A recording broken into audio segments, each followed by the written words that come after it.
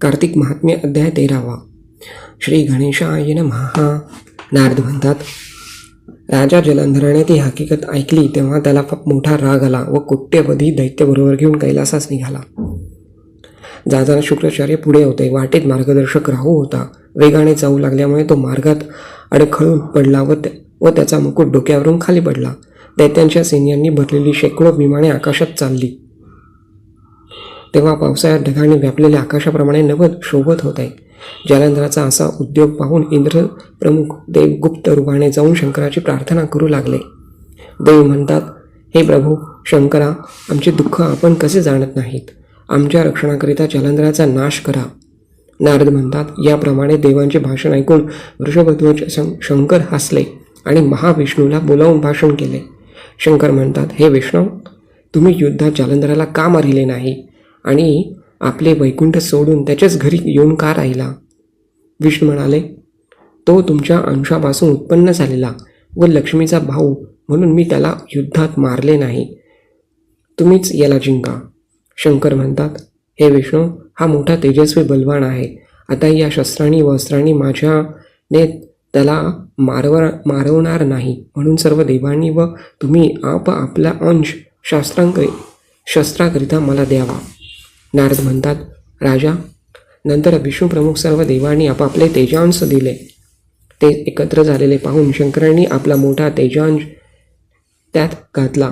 त्या तेजाचे एक मोठे सुदर्शन नावाचे चक्र ज्वाळेच्या लोळांनी भयंकर असे शंकरांनी केले. नंतर शेष तेजाने इंद्राने वज्र केले. इतक्यात कैलास पर्वताच्या पायथ्यापाशी जलंधर दृष्टीस पडला. कोट्यवधी हत्ती, घोडे, रथ, पायदळ अशा सैन्याने युक्त जलंधराला पाहून सर्व देव आले होते असे गुप्तपणाने निघून गेले. शंकराच्या आज्ञेने नंदी, गणपती, कार्तिक स्वामी आदी करून व सर्व गण युद्धाला तयार झाले व युद्धात अजिंक्य असे शंकराचे गण कैलास पर्वतावरून खाली उतरले व कैलासाच्या तळाशी त्यांचे युद्ध सुरू झाले.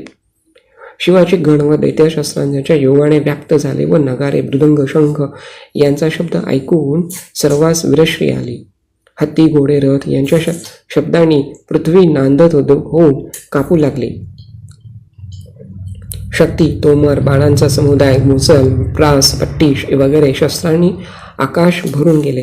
ते उल्काने व्यापल्यासारखे शोभून लागले व पृथ्वीवर प्रमथादी गणांनी दैत्य व दैत्यांनी मारून पाडलेले गण व हत्ती, घोडे, पायदळ, रथ या योगाने वज्राने झालेले पर्वताचे तुकडे पृथ्वीवर पडले आहेत की काय असे भासले. वसा, मांस, रक्त यांचा चिखल झाल्यामुळे उंच, सखल वगैरे काहीच समजेनासे झाले. शिवगणांनी मारलेले दैत्य शुक्र जिवंत करीत होता व अमृत संजीवनी विद्येने दैत्य पुन्हा पुन्हा उठतात हे पाहून गण व्याकुळ होऊन भ्याले. शंकराला ते शुक्राचे सर्व कृत्य सांगते झाले. तेव्हा शंकराच्या मुखातून अति भयंकर अशी एक कृत्य निघाली. जिचे पाय ताडवृक्षाप्रमाणे, तोंड दरीप्रमाणे व डोंगराप्रमाणे स्तन अशी होती. ती युद्धभूमीवर बसून दैत्यांना खाऊ लागली. तिने शुक्राला धरून आणले, योनीत ठेवले व आकाशात अंतर्धान पावली. शुक्राला धरलेले पाहून शिवगणांना हर्ष झाला व त्यांनी दैत्यांच्या सैन्याचा नाश केला. तेव्हा दैत्यांच्या सैन्यांची भयाने पळापळ झाली. वायूच्या वेगाने जसा गवताचा ढीग विस्कटून जातो तसे दैत्यांचे सैन्य गणांच्या भयाने भग्न झाले. असे पाहून दुसरे निशुंभादी दैत्य आले. निशुंभ हे सेनापती व मोठा पराक्रमी व कालनेमी असे तिचे गणांचे सेनेचे निवारण करू लागले. त्यांनी पावसाळ्यातील मेघांप्रमाणे बाणांचा वर्षाव केला. त्यांच्या बाणांनी टोळांच्या समुदायाप्रमाणे सर्व दिशा व आकाश व्यापिले. तेव्हा गणसेना थरथर कापू लागली व शेकडो बाण लागून त्यांच्या शरीरातून रक्तांचे प्रवाह वाहू लागले. गण वसंत ऋतूतील पळसाचे वृक्षांप्रमाणे रक्ताने लाल झाले होते. त्या योगाने घडलेले व दुसऱ्यांना पाडणारे सर्व गण छिन्न भिन्न झाले. तेव्हा काही समजेनासे झाले होते. हे सर्व गण युद्धभूमी सोडून माघारे फिरले. आपले सैन्य नाश पावले असे पाहून पराक्रमी शैल, गणपती व कार्तिक स्वामी त्वरेने पुढे आले व त्यांनी त्या दैत्यांच्या मोठ्या शौर्याने निवारण केले.